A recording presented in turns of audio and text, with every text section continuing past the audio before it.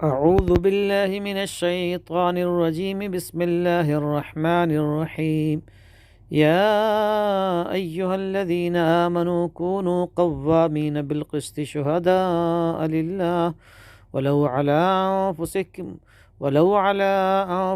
او الوالدین والاقربین ان یکن غنیا او فقیرا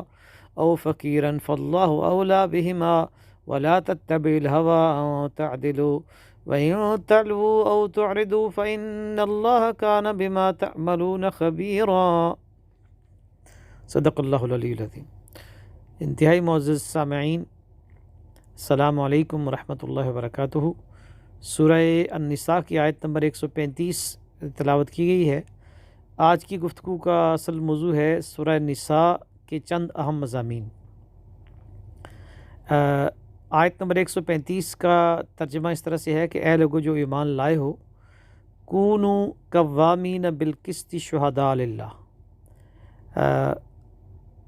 کھڑے ہو جاؤ قائم کرنے والے انصاف کو، شہداء گواہ بن کر اللہ کے لیے، یعنی اللہ کے لیے انصاف کو، عدل کو، برابری کو قائم کرنے کے لیے کھڑے ہو جاؤ، یعنی عدل اور انصاف کے لیے کھڑے ہو جاؤ اور اللہ کے لیے گواہ بن جاؤ۔ ولو علی انفسکم، اور یہ عدل اور انصاف اور سچائی کی بات اگرچہ تمہاری اپنی جانوں کے خلاف ہو، یعنی اگر تم نے خود کوئی بات غلط کی ہے تو اس کو تسلیم کر لو، مان لو کہ یہ تم نے بات غلط کی ہے اور اس کی گواہی دے دو، جیسے کہ حضرت آدم علیہ السلام اور حضرت حوا علیہ السلام نے گواہی دے دی تھی، ربنا ظلمنا انفسنا وان لم تغفر لنا وترحمنا لنکونن من الخاسرین، کہ ہمارے رب ہم سے غلطی ہو گئی ہے اور اگر تو نے ہمیں معاف نہ کیا تو ہم خسارے والوں میں سے ہو جائیں گے۔ تو حق کی گواہی دو اگر تمہارے اپنے خلاف ہو، اول والدین، اور اگر یہ حق کی گواہی تمہارے والدین کے بھی خلاف ہو تو پھر بھی تم حق اور سچائی اور عدل کے لیے کھڑے ہو جاؤ، والاقربین، اور اگر یہ گواہی تمہارے اپنے قریبی رشتہ داروں یعنی بھائی بہن اور اس طرح کے جو جتنے بھی قریبی رشتہ دار ہیں وہ ان کے بھی خلاف ہو تو وہاں حق اور سچ کی گواہی دو، یعنی فیورٹزم نہ کرو، یہ نہ کرو کہ یہ چونکہ میرا رشتہ دار ہے، میری برادری کا ہے، میرے علاقے کا ہے، میرے ملک کا ہے تو وہاں سچ کو چھپا دو، عدل نہ کرو، انصاف نہ کرو، ظلم کا راستہ اختیار کر لو، نہیں بلکہ ہر حال میں سچائی کو اختیار کرو۔ ان یکن غنیا او فقیرا، اور جس بندے کے بارے میں تم یہ حق کی گواہی دے رہے ہو، سچ بول رہے ہو جس کے بارے میں اور عدل کا فیصلہ کر رہے ہو، ان یکن غنیا، اگر وہ امیر ہے، او فقیرا، یا وہ غریب ہے، فاللہ اولی بہما، اللہ اس سے زیادہ قریب ہے، اللہ اس کا زیادہ ہمدرد ہے۔ یعنی اگر تم اس لیے اس گواہی کو اور سچائی کو چھپاتے ہو اور عدل نہیں کرتے کہ وہ امیر آدمی ہے، تو امیر آدمی سے انسان دبتا ہے اور ظاہر ہے اس کی ضرورت پڑ سکتی ہے کل کسی وقت، تو تم عدل نہ کرو اور سچائی کو دبا جاؤ، تو اللہ جو ہے نا وہ زیادہ حقدار ہے کہ تم اس کا احترام کرو اور اس کی قدر کرو اور اس کی بات مانو۔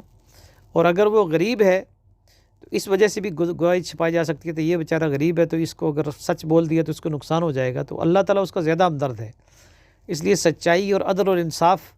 کو اس وجہ سے نہ چھوڑو کہ یہ شخص امیر ہے یا غریب ہے یا طاقتور ہے یا پاورفل ہے یا کمزور ہے، بلکہ حق اور سچائی اور عدل کی گواہی دے دو۔ فلا تتبعوا الہوی ان تعدلوا، اور اپنی خواہشات کی پیروی نہ کرو،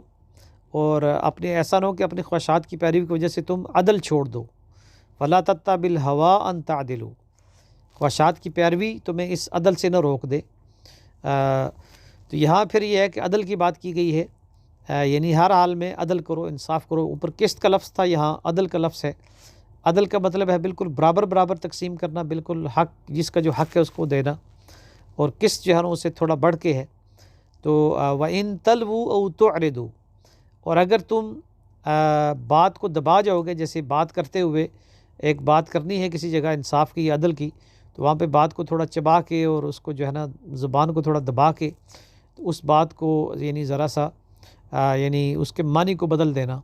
اور اس کے مفہوم کو جو ہے نا وہ گڑبڑ کر دینا، کہ جو اصل بات ہے اس کو چھپا دینا گفتگو کے دوران، جسے کہتے ہیں کہ زبان دبا کے چبا کے بات کرنا۔ او تعرضوا، یا اس بات کو تم سرے سے گول کر دو، یا تو بات کرتے ہوئے اس کو یعنی گول مول کر دو جسے کہتے ہیں ہم، اور یا یہ ہے کہ بالکل ہی اس بات کا ذکر ہی نہ کرو، سچائی کا اور انصاف کی بات کا۔ اگر تم ایسا کرو گے تو جان لو کہ فإن اللہ کان بما تعملون خبیرا، کہ اللہ تعالیٰ تمہارے اعمال سے باخبر ہے۔ تو یہ ہے کور ویلیوز، جو دل ہے، ہارٹ ہے قرآن کا اور سورہ نساء کا، وہ اصل میں یہ ہے کہ جو اس کا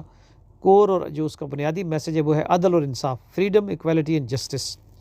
اس کے لیے مسلمان کو کھڑا ہونا چاہیے، اور اس کے لیے جو ہے اس کو کسی چیز کی پرواہ نہیں کرنی چاہیے، چاہے ظلم غریب کے ساتھ ہو، امیر کے ساتھ ہو، غیر مسلم کے ساتھ ہو، مسلمان کے ساتھ ہو۔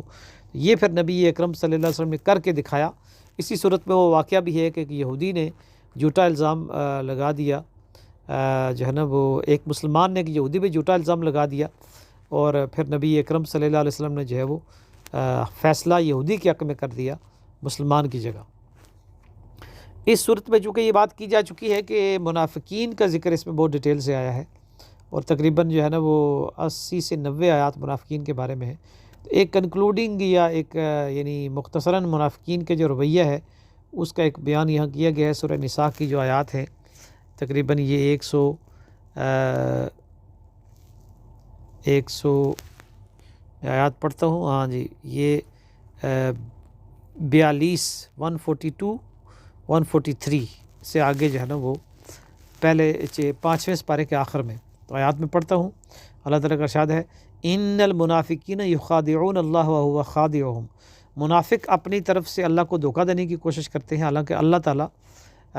ان کو یعنی دھوکہ دے رہا ہے، یعنی ان کو جو ان کو ٹائم دے رہا ہے، تو وہ یعنی اپنی اس نفاق میں آگے بڑھ رہے ہیں، منافقت میں، یہ ان کے لیے سزا کا اللہ تعالیٰ بندوبست کر رہا ہے۔ تو منافق یہ دھوکہ دیتے تھے کہ وہ سمجھتے تھے کہ ہم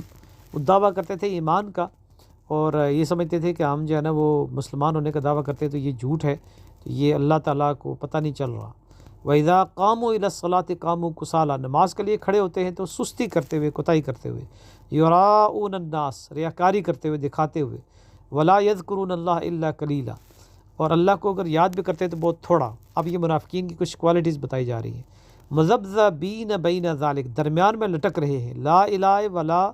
لا الہ ہؤلاء ولا الہ ہؤلاء، نہ ادھر کے نہ ادھر کے، درمیان میں لٹکتے رہتے ہیں۔ یہ بات پہلے بیان کی جا چکی ہے کہ مدینے میں چونکہ یہودیوں کا بڑا اثر رسوخ تھا، وہ بہت پاورفل تھے، تو اوس و خزرج کے کچھ لوگ جو تھے وہ ان کے زیر اثر تھے زیادہ، اور کچھ لوگ جو ہے ظاہر ہے کہ مسلمان ہو گئے تھے، سچے مومن تھے، تو منافق جو ہے نا آپ درمیان میں لٹکتے تھے۔ اگر یہودی طاقتور تھے اور وہ ان کو کوئی کامیابی ملتی تھی تو وہ کہتے تھے ہم تمہارے ساتھ ہیں، اگر مسلمانوں کو کوئی فتح حاصل ہوتی تھی تو ان کے ساتھ آگے کہتے تھے کہ ہم تمہارے ساتھ ہیں۔ تو وہ گویا اپنے مفادات کے بندے تھے، وہ نہ یہودیوں کے ساتھی تھے اور نہ مسلمانوں کے ساتھی تھے۔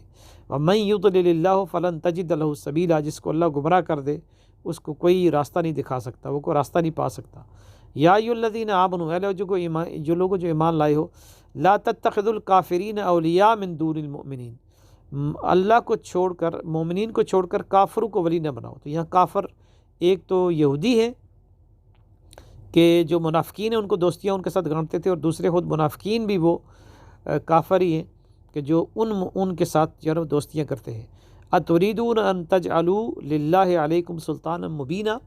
کیا تم اللہ تعالیٰ کو اپنے اوپر ایک کھلی سند دینا چاہتے ہو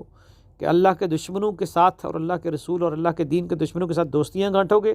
تو پھر اللہ تعالیٰ تمہیں معاف کر دے گا؟ نہیں، بلکہ اللہ تعالیٰ کو دلیل مل جائے گی تمہیں سزا دینے کی، اور وہ سزا کیا ہے؟ ان المنافقین فی الدرک الاسفل من النار، منافق آگ کے سب سے نچلے درجے میں ہوں گے۔ ولن تجد لہم نصیرا، اور ان کا کوئی مددگار نہیں ہوگا۔ اب اس منافقت کی اس بیماری سے باہر نکلنے کا کیا راستہ ہے؟ الی الذین تابوا، توبہ جو لوگ کر لیں گے، وہ اصلحوا، اور اپنی اصلاح کر لیں گے، واعتصموا باللہ، اور اللہ کو مضبوطی سے پکڑ لیں گے، یعنی اللہ کے قرآن کو، اللہ کے دین کو، اور اللہ تعالیٰ کے احکامات کو، جس میں خاص طور پر جو ہے نا وہ جہاد اور انفاق اور اللہ کے راستے میں خرچ کرنے کے جو احکامات تھے۔ وَأَخْلَصُوا دِينَهُمْ لِلَّهِ، اور اپنے دین کو اللہ کے لیے خالص کر لیں گے۔ اوپر یہ تھا کہ وہ ریاکاری کرتے ہیں، دکھانے کے لیے کرتے ہیں، جو مال بھی خرچ کرتے ہیں مجبوراً، اور نمازیں بھی پڑھتے ہیں تو بہت ریاکاری سے دکھاوے کے لیے کرتے ہیں کہ اللہ کے لیے خالص کریں گے اپنے دین کو۔ فَأُولَٰئِكَ مَعَ الْمُؤْمِنِينَ، تو یہ لوگ ہوں گے مومنوں کے ساتھ، یہ پھر سچے مومنوں کے ساتھ شامل ہو جائیں گے۔ وَسَوْفَ يُؤْتِ اللَّهُ الْمُؤْمِنِينَ أَجْرًا عَظِيمًا، اور بہت جلد اللہ تعالیٰ تمہیں اجر عظیم عطا کرے گا۔ مَا يَفْعَلُ اللَّهُ بِعَذَابِكُمْ، اللہ کو کیا پڑی ہے کہ تمہیں خواہ مخواہ عذاب دے، ان شکرتم وآمنتم، اگر تم شکر گزار ہو اور ایمان لاؤ، یعنی اگر تم سچا ایمان لاؤ جیسے صحابہ ایمان لائے اور اپنا مال اور جان قربان کر دو، منافقت نہ کرو، اپنے جان و مال کو بچا کے نہ رکھو، تو پھر اللہ تعالیٰ جو ہے نا وہ تمہیں کیوں عذاب دے گا۔ ان اللہ کان شاکرا علیما، اللہ تو اپنے بندوں کے اعمال کی قدردانی کرتا ہے۔ اگر تم سچا ایمان لاؤ گے، جان و مال کی قربانیاں دو گے، منافقت نہیں کرو گے، خالصتاً اللہ تعالیٰ کے لیے اعمال کرو گے، تو پھر اللہ تعالیٰ تمہارے اعمال کی قدر کرے گا۔ تو یہ دو اہم مضامین تھے جو سورہ نساء کے بیان ہو گئے ہیں۔ اللہ تعالیٰ سے دعا ہے کہ وہ ہمیں منافقت کی بیماری سے بچائے اور عدل و انصاف کے لیے کھڑا ہونے کی توفیق عطا فرمائے۔ وآخر دعوانا الحمد للہ رب العالمین۔